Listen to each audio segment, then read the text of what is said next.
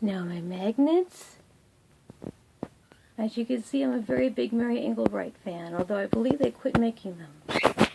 Yeah, I think I got an okay from that one. This one here is what a friend brought me back from Scotland.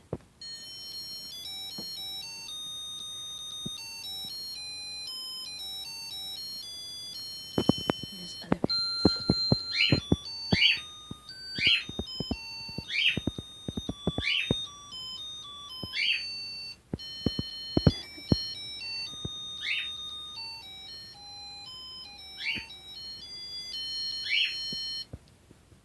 There we go. Top it off with the Beatles cover.